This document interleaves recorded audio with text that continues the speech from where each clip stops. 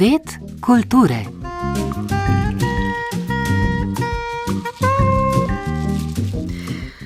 Lepo pozdravljeni, spoštovani poslušalke in poslušalci. Jutri se bo s podelitvijo nagrad sklenil 32. Sarajevski filmski festival. V tekmovalnem programu celovečernih igranih filmov se za srce Sarajeva poteguje tudi slovenski film Vse, kar je narobe s tabo, scenaristke in režiserke Urše Menart.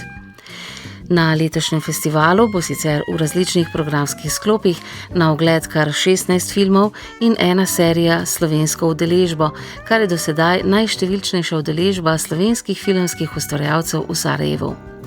V tekmovalnem programu je danes evropska premiera celovečerca Skejtanje ni za punce makedonske režiserke Dine Dume. Poroča Aleksandar Čobec. Ko film pokaže zahtevne ali tragične življenjske razmere skozi optiko vsakdanjika, dogodkov in opravil, s katerimi se tudi sami srečujemo, nam hitro zleze pod kožo. Prav danes se v Sarajevu predstavlja takšen film, in sicer celovečerec Skejtanje ni za punce makedonske režiserke Dine Dume z evropsko premiero. V filmu 11-letnica iz romskega naselja blizu Skopja skuša svojo strastjo do skejtanja preprečiti dogovorjeno poroko starejše sestre. Film, ki je slovenska koprodukcija, se občutljive teme loteva iz perspektive deklet in njihove skupnosti. Prav tako iz perspektive najstnice pa čas tik pred vojno na Kosovu v Prištini pokaže film Dua, ki tudi ime glavne protagonistke in pomeni ljubezen ali hotenje.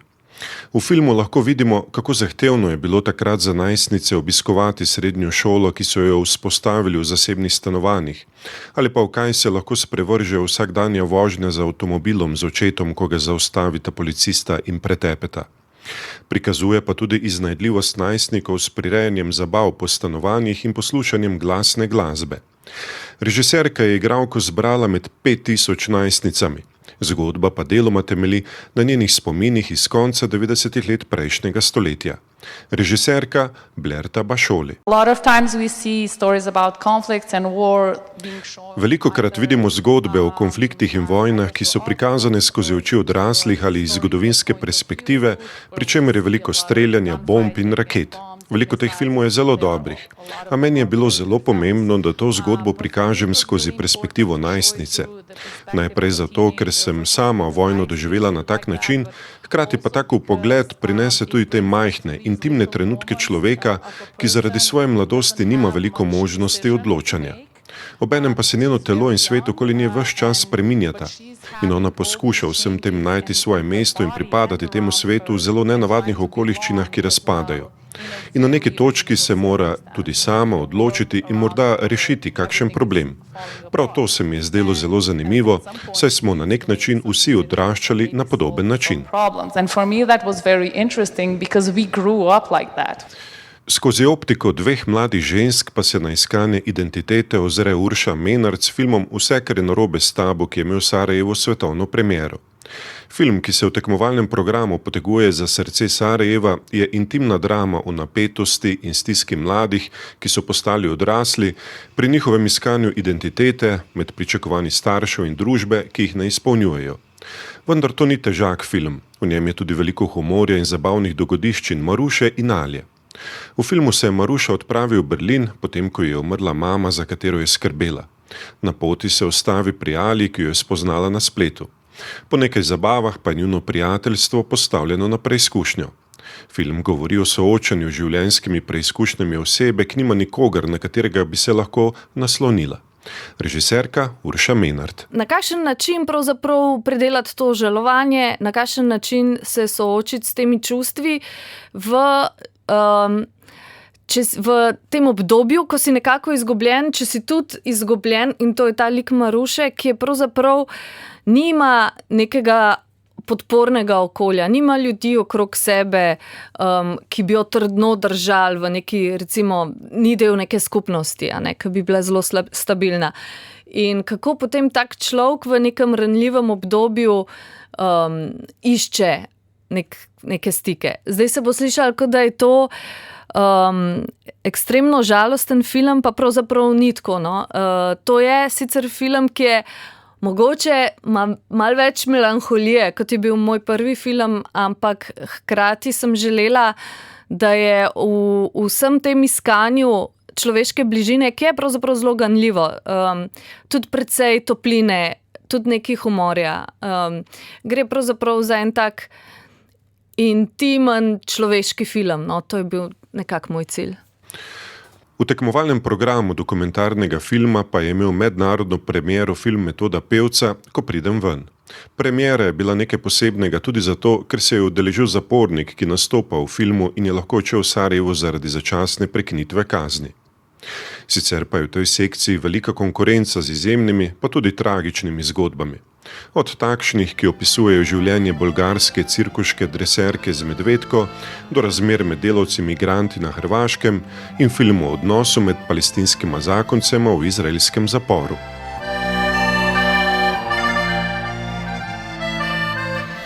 Projekcija kratkega filma Karpa Godine o ljubezenskih veščinah ali film s 14.441 sličicami iz leta 1972 bo danes ob 18. v zgodovinskem atriju Mestne hiše v Ljubljani odprla 10. festival Grounded, festival elektronske glasbe, kritične misli in aktivizma, ki se z aktualnimi družbenimi vprašanji ukvarja tako, da povezuje navidezno nezdružljivo.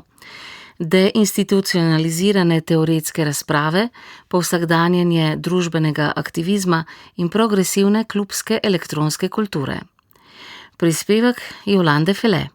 Letošnja 10. izdaja festivala Grounded bo danes do sobote na različnih prizoriščih v Ljubljani poleg okroglih miz, predavanj, performansa, filma in pomevkov predstavila še vrsto domačih in tujih ustvarjalcev elektronske glasbe. Tema letošnjega festivala je militarizacija. Članica festivalske ekipe Barbara Rajgel. Vsako leto je ena tema in letos je tema militarizacija. To je na nek način posledica tega, kar se v Evropi dogaja in prihaja k nam. Povečujejo se proračuni za obrambo, kot se temu eufemistično reče, torej za vojsko in vojno. Zmanjšujejo se pa posledično seveda proračuni za druge stvari. In tukaj prav na tem letošnjem primeru lahko pogledamo, da že letos se slovenski proračun v rebalansu za več kot 230 milijonov dviguje za obrambo, medtem ko se kulturni programi krčijo, ukinjajo in uničujejo. Katerim aspektom militarizacije se boste posvetili v okviru tega diskurzivnega programa, s kakšnimi gosti? Torej, tukaj ne gre samo za vojno, ampak ali pa vojaško industrijo, ali pa vojsko, ali pa za vojaški rok, ampak gre za prodiranje militarizirajoče logike v vse pore družbe, da tako rečem. Nekaj, kar je mene v bistvu zbudilo iz tega nekega spanca, je bila lanska jesen, ko sem bila na sejmu v Celju, ko je bil prvi mednarodni v slovenski režiji organiziran vojaški, torej obrambni sejem, in so na njega v okviru predmeta aktivno državljanstvo pripeljali 3500 slovenskih dijakov srednjih šol.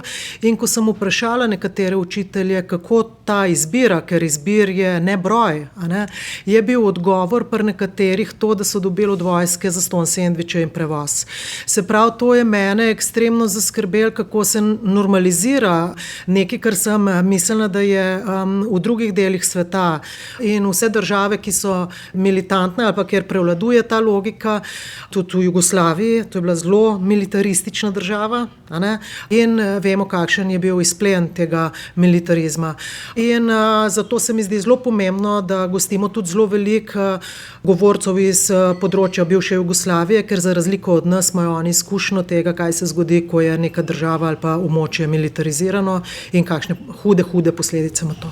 Diskurzivni program bo potekal v zgodovinskem atriju Mestne hiše.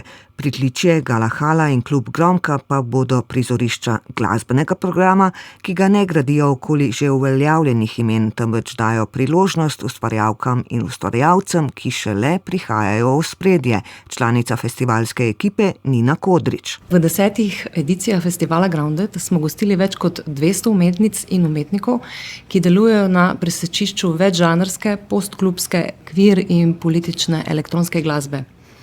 Prihajali so praktično z vsega sveta, Posebno pozornost pa smo namenjali tudi domači slovenski elektronski sceni. Torej letos, podobno kot vsa prejšnja leta, gostimo glasbenike in glasbenice iz celega sveta. Rada bi izpostavila palestinsko glasbenico Maki Makuk, trenutno živi v Španiji, tam tudi ustvarja. Ona je reperka, raziskuje raznolikosti ritmov, teksture in zvočne identitete. Njena glasba nosi odmeve upora in nostalgije in eksperimentiranja.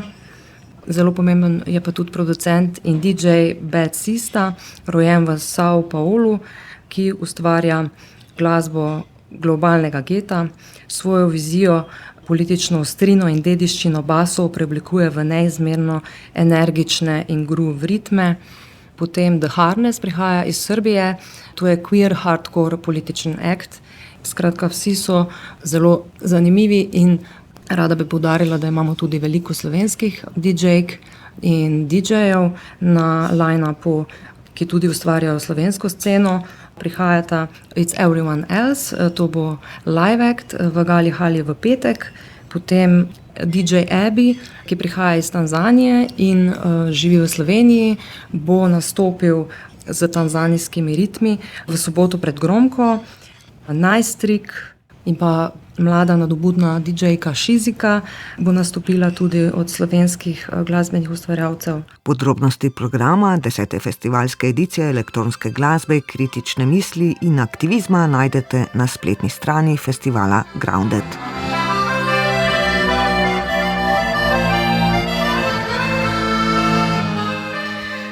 V okviru Kosovelovega leta 2026 danes v veliki galeriji Ivana Varla v Kosovelovem domu v Sežani odpirajo 10. državno tematsko razstavo Gnoj je zlato.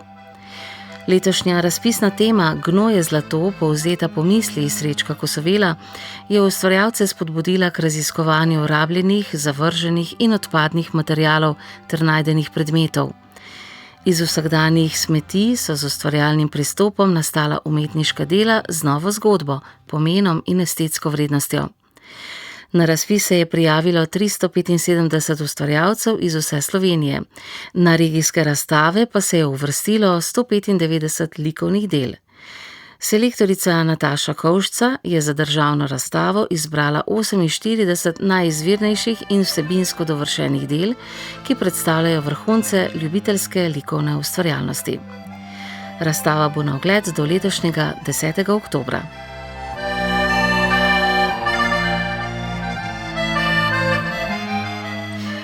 To je vse v današnji oddaji Svet kulture. Pripravili smo jo sodelavci Uredništva za kulturo, tonski mojster Liam Samsa in redaktorica Ana Marija Štukal Kuzma.